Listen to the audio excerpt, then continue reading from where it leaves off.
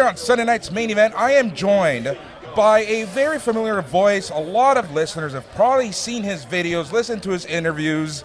Emmy Award winning Chris Van Vliet. Welcome to the show. Man, it's so good to be here. Good to be back in Canada, too. Right? It's always good to be, just coming back home. There's something about that, isn't it? There is literally Tim Hortons right here and over here. I feel like I've been just welcomed back. That's awesome. That's awesome. All right, so let's talk a little bit.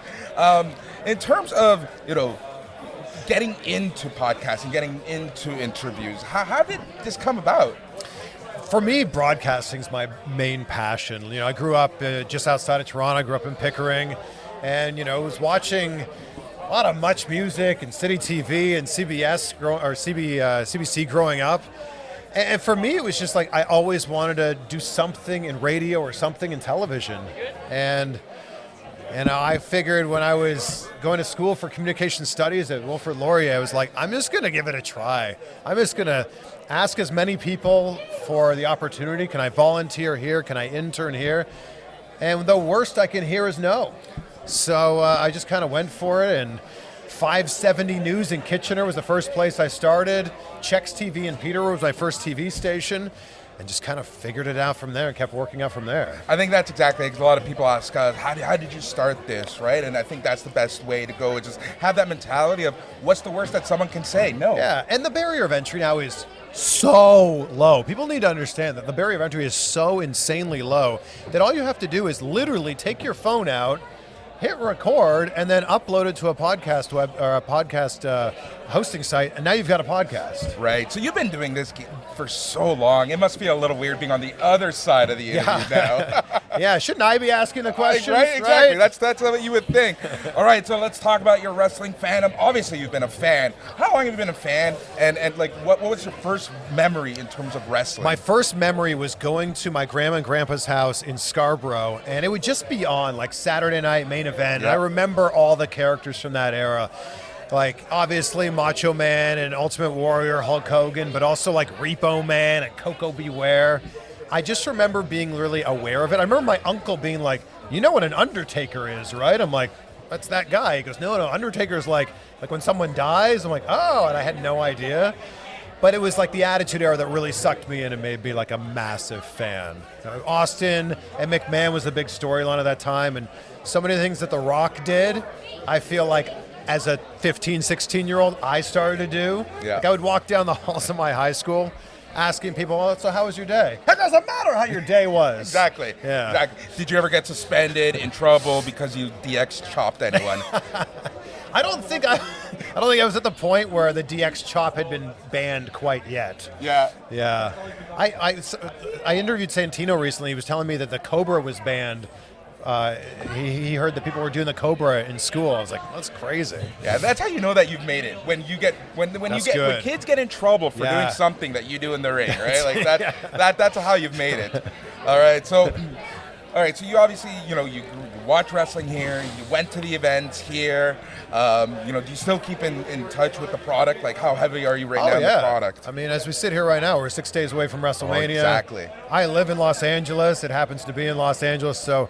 Yeah, and I think that now is the best time to be a wrestling fan. There's so many options, whether you're watching it on TV, whether that's Dynamite or Rampage, SmackDown, Raw, Impact, whatever it is, or you can just go online and watch literally any match that's ever existed. That's the beauty, right? But for me, what's fascinating is the fact that you can honestly, any given weekend, any given major city in North America, you're going to find 5, 6 indie shows. And sometimes those shows are just where the heart of the fandom and where the heart of the wrestling mind is. And I just love going to those. Do you ever check out any shows locally? Yeah, and there's something special about seeing someone before they get signed. Exactly. I was a ring announcer at an event in 2019, and there was a young, very jacked wrestler on the card named Austin Theory. There you go. And I'm like, this guy, he's pretty good.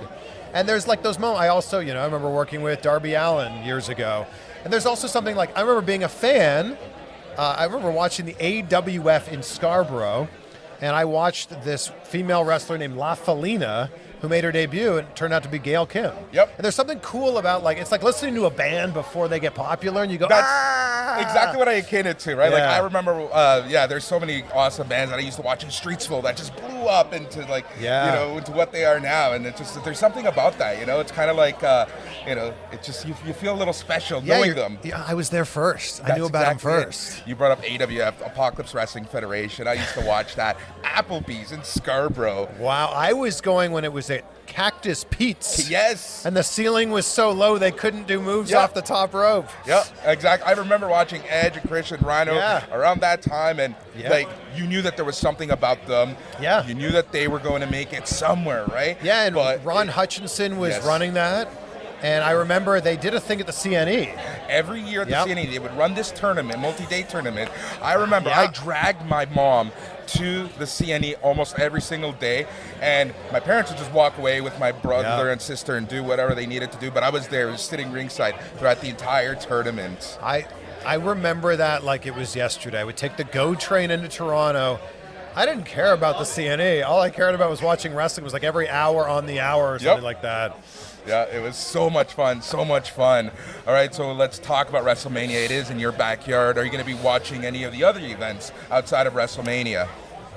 Absolutely. The thing is, it comes down to like which events do you go to, because it's so busy. Yeah. And the best thing about WrestleMania week is that everybody's in town, and the worst thing about WrestleMania week is everybody's too busy because there's so many things going on. But I've got something every night from Wednesday all the way till Monday. I'll be checking out different shows, different events. Man, I can't wait. This is like Christmas time if you're a wrestling fan. Isn't it? So what match are you looking forward to the most throughout the week? I mean, I think we got to look at the main event. Like that's the match I'm most looking forward to. The Tribal Chief, Roman Reigns, Cody Rhodes. I think it just makes sense that Cody Rhodes finally wins the big one here. So right, it's like it full circle. Finally does it, wins the big one, and there we go. Like it's just such a feel-good moment. Yeah. And I mean, then what happens after that? Exactly. I don't know. But that's the match I'm looking forward to the most. Also, I've been so incredibly impressed with Logan Paul, and I think that Logan Paul is like the new Shane McMahon. Yes. His matches are going to be okay, but he's going to do something in those matches that's going to make you go, oh my God, is he crazy? Yep. So I'm very excited to see what Logan Paul's going to do. Yeah, I'm really looking forward to that. All right, one last question before you go. I know that this is always the toughest question to answer for a lot of people. Oh, boy. Who is your favorite wrestler of all time? It doesn't matter who my favorite wrestler of all time is. It's got to be The Rock for me. Like, he's the reason that I really got sucked into it, because everything he did in the ring and outside of the ring just oozed charisma. So for me, he's my favorite performer.